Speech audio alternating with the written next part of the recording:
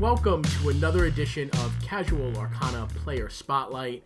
And I'm not going to waste any time because I am here with Joe, the man who runs the Robin Hood IP deck. And I gotta add, I love it. It's super creative and it really shows Robin Hood in a great light. Joe, welcome to the Player Spotlight. It's a pleasure to have you. Thank you, Ruben. Thanks for having me. It's really cool to be on here to talk about some Disney, talk about some Lorcana.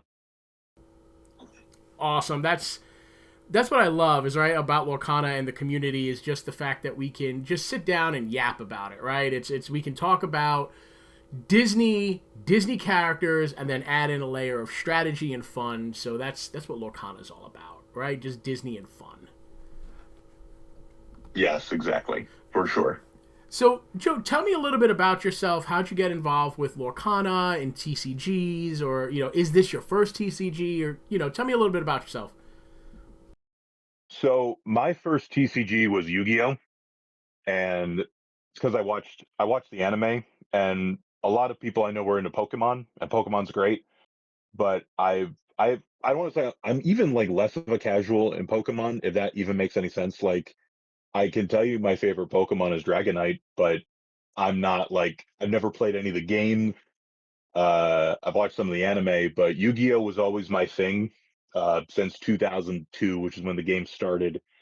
But Yu-Gi-Oh is one of those games where over time it gets more and more convoluted and complicated, and you kind of fall in and out of it, And I kind of fell back into it because a couple years ago they put up Master Duel, which was like the official like game that you could play on the console, and that was a lot of fun. But that's a big time commitment, and I don't always want to play the meta stuff in Yu-Gi-Oh because Master Duel has developed its own unique meta from the physical paper card game.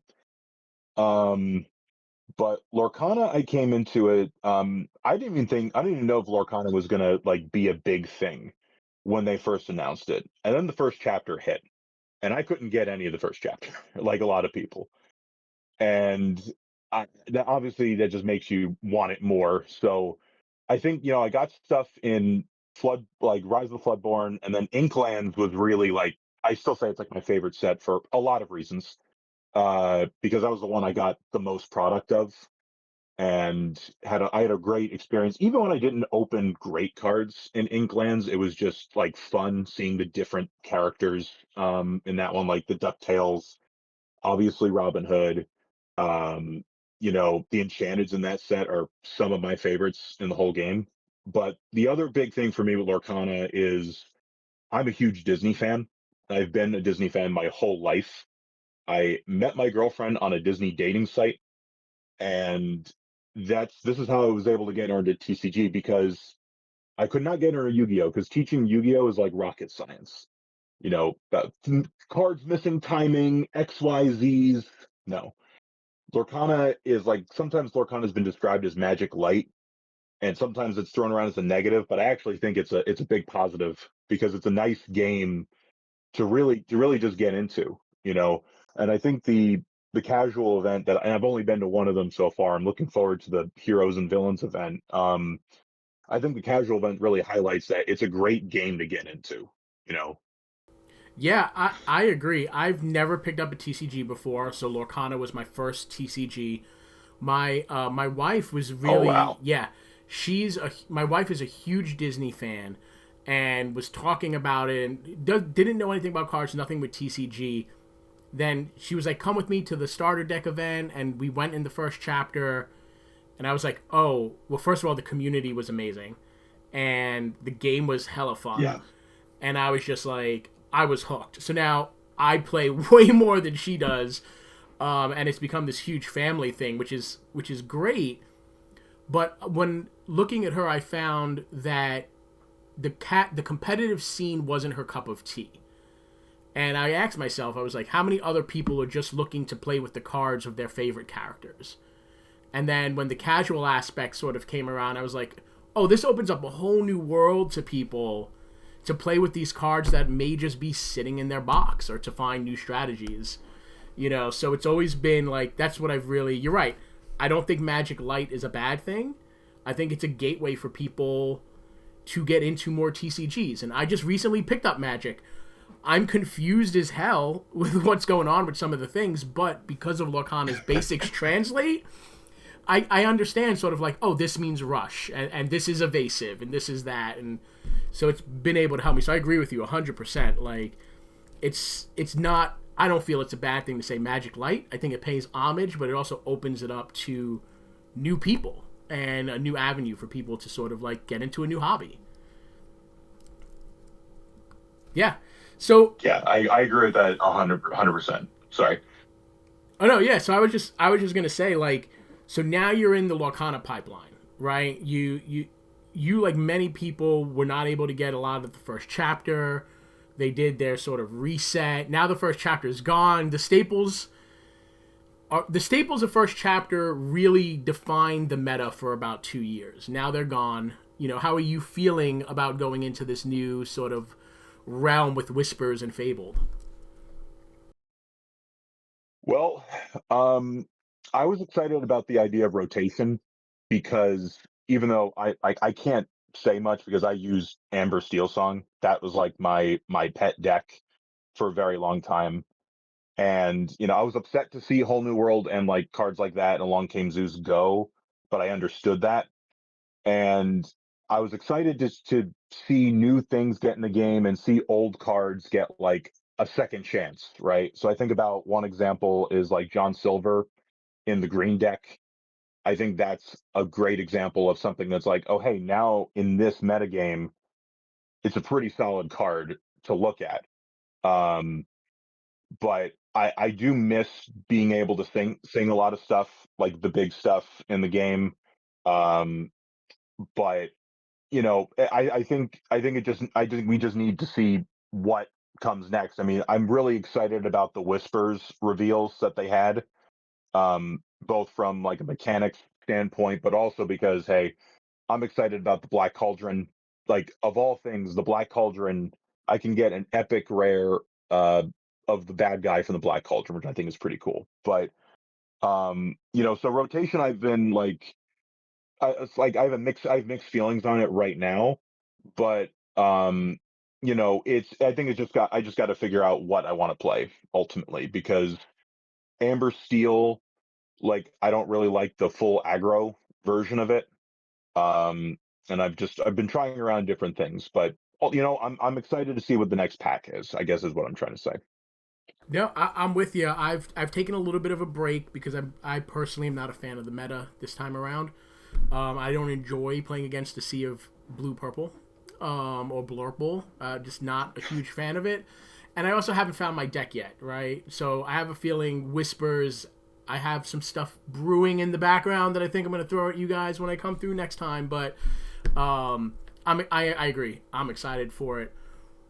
But that brings us back to our casual Kana event, right? Is playing cards that get a second life in these events that you normally wouldn't play.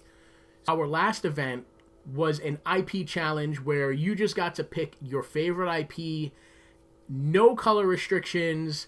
The only restriction mainly was you can only use 12 cards that come from the franchise, come from the Lorcana franchise, such as Fortisphere or any of the coils.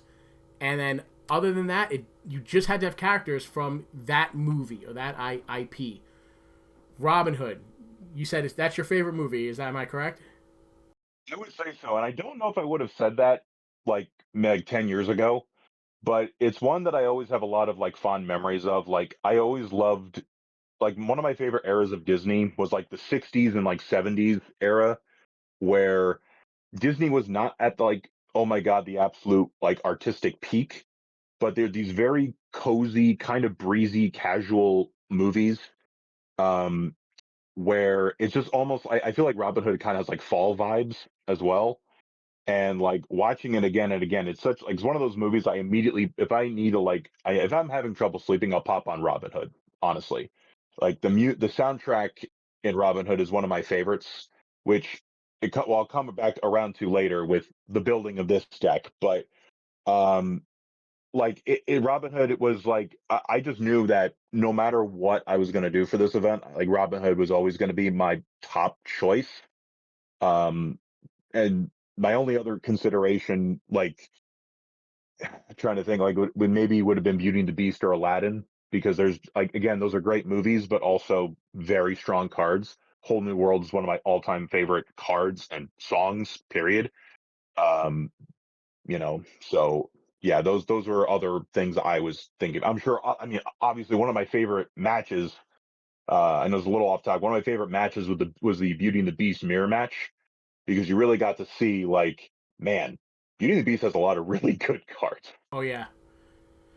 Oh yeah. It was one of those that like I think a lot of people gravitated towards Frozen for a little bit because it was like it's Elsa, right? You got Elsa, you got Anna, you got the purple, you got the rush, you got the evasive. It's pretty solid. But then Beauty and the Beast just snuck up on people. Like I feel like there were so many strong Yeah. cards that you were just like, oh, and they play well together. That's the other thing that I was like, they a lot of these franchise decks, if you can put them together, they'll play well. These tribals will work. So take me a little bit behind the scenes of how you built your Robin Hood deck and why you built it that way. Well, again, my first choice was all right, Robin Hood. He's cool, right? And easily my favorite card in the game is the Champion of Sherwood. I love his stats. I love that he can shift on turn 3. I love that he replaces himself. You can gain lore even if you're not questing. You're banishing things in challenges. The big problem with Robin Hood, and it's a similar problem that he has now in this post-rotation metagame, is he can't sing Whole New World in this game. Not, and then this thing is because there's no Whole New World in this deck because it's not part of that movie. But also the other big factor in this deck, and one of the big disadvantages it has, no songs. And this is a problem I have because there are great songs in Robin Hood. We just haven't had any of them turn into Lorcana cards. So you have to get creative with what you're going to do with that. One of the big areas of weakness in this deck was removal. So that's really where the non-IP stuff comes into play. And I used, because I ended up, one of my main strategies was an item-based strategy with the Sheriff of Nottingham.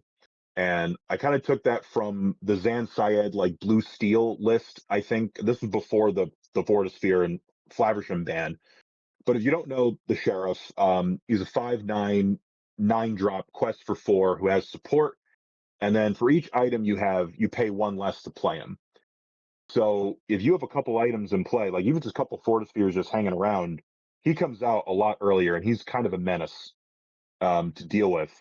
And so having those items, like obviously Fortisphere, Amethyst Chromicon, I needed some kind of draw power, and that helped out quite a bit. And then Vitalosphere, just to help, get rid of things. Because again, not much removal, so I got to get creative with things like that. And adding to the draw power and removal aspect, one of the other cards I used was Royal Tantrum, which only ever came up once, but it's a Robin Hood card that you can banish any number of items you control, draw that many cards, which is not a great card by any means.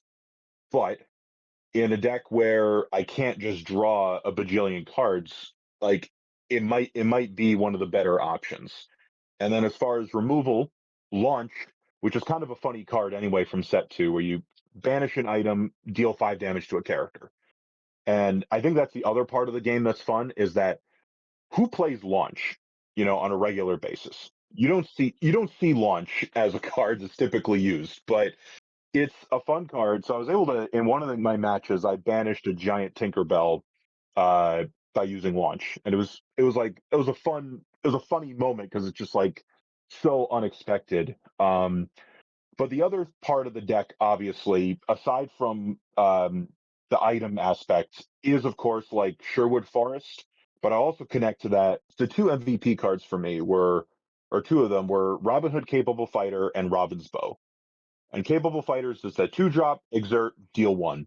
But then Robin's Bow is exert, it's an item, you exert it, deal 1 to a damaged character, and then if you quest with a character named Robin Hood, you can re-ready it. So in one of my matches, they couldn't hold a character on the board pretty much for the whole game because I just had the capable fighter shoot first, then Robin's bow took care of whatever needed to happen. Sherwood Forest would help, and then I would put down a couple bodyguards. Shout out to Lady Cluck, who was a bodyguard with Ward, which is kind of crazy. Um, just to have those big bodyguards protect your characters, the ping damage, sneak in some quests, and then the game ends, right? And I think that's one of the big changes I would have made is I only run 2 Sherwood Forest. I don't know if that's because if I only had 2 Sherwood Forests or if I didn't know, I wasn't sure how well it would perform. But if I had to rebuild this, I would probably put more Sherwood Forests. How did it perform overall for you? Overall, my record was 2-1, and so my first match was Beauty and the Beast, and the lore race. I was really afraid in this matchup because the lore race really heated up. They shifted Cogsworth on turn 3, which is something I am not used to because obviously in the decks that we normally see Cogsworth in, you just put him out on turn 4 after after inking stuff, right? Um, so that was kind of scary, but luckily they exerted Cogsworth, and then I was able to take it out. But um, game, game 2, I was a little afraid because they put down the library, and I had a bunch of really weak characters in the early game. So I was like, okay, if this thing's gonna like really make it difficult. It's gonna be really close. I ended up doing 2-0, but it was really close both games. And then match 2 was against Peter Pan.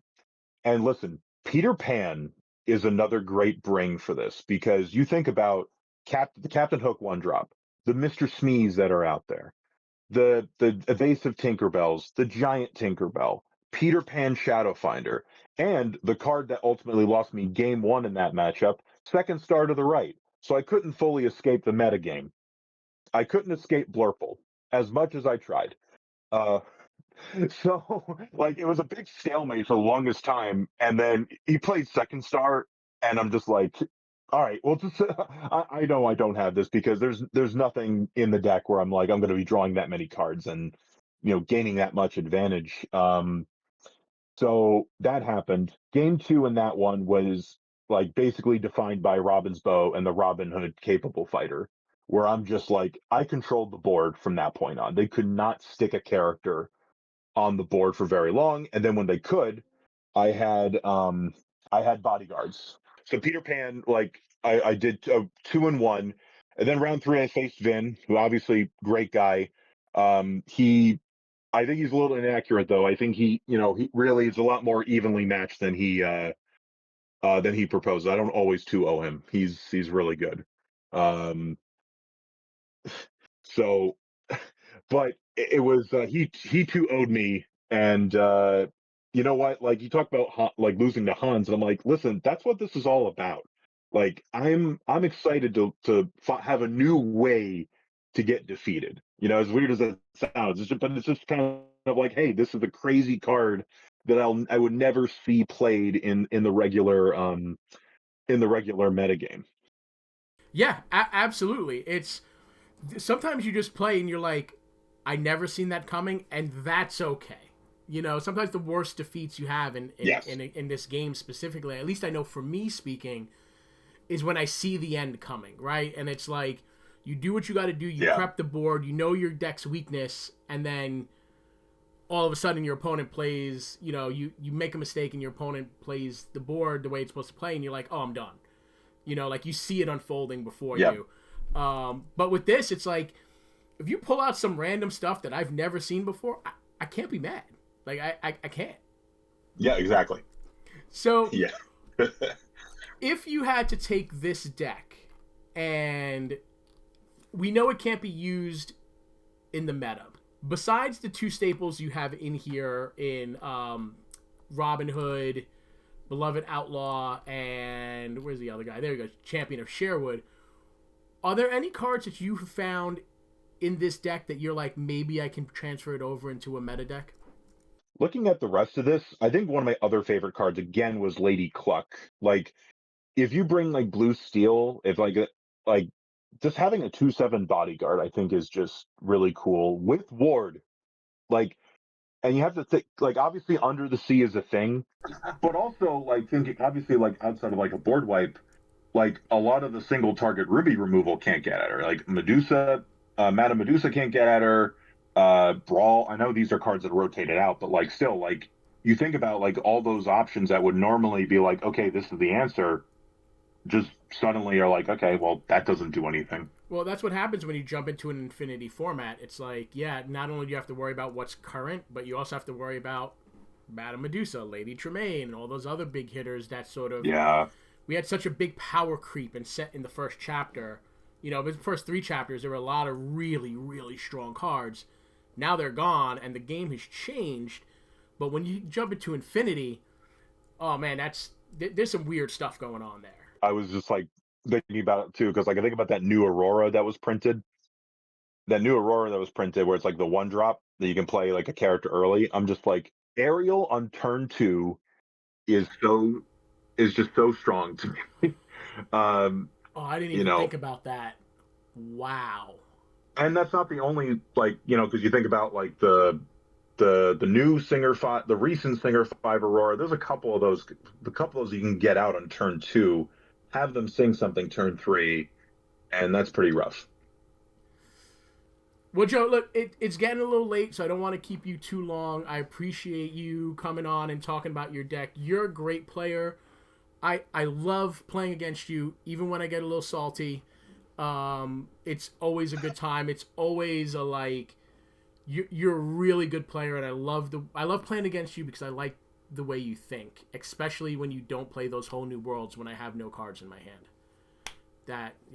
Well, listen, I want to take it back real quick to the first set champs at Short Gamers when you were playing Red Blue, and you showed me the power. Speaking of UNVs, the power of Maurice's workshop, but also the several turns of just little Sisu beats where you're just questing, you're using Lucky Dime on the little Sisu. And that was my first event. That was my first major event. Uh, and I just couldn't believe that Maurice's workshop does not exert. You're like, this doesn't exert. I'm like, what's going on? And you're just drawing like 80 cards. But that was a lot of fun. It always is a pleasure to play against you, Ruben. I miss my red blue deck, but it will be back. I know it'll have its time to shine again. But no, everybody, Joe, thank you so much, man. It's always great. I hope to see you with the next event coming up. Big shout out, like you said, to Short Gamers for always hosting us, who's giving us the opportunity to do these events and meet cool people like yourself and just have a good time playing Disney Lorcana. So again, Joe, thank you so much for sitting down with us for a little bit. Thanks, Ruben. And to everybody out there, remember, do the thing. I think it's, you like, you subscribe, you hit the little bell, follow us. We're definitely going to be having more talks with people who come to our events. And we really hope to build this casual Cana series into something that is literally for everybody. You can be a first-time player, a veteran, and just come and test out new cards and play the game in a new light. So we definitely hope to see you there, and we'll bring you more casual Cana and other Tragic Hero goodness in the future.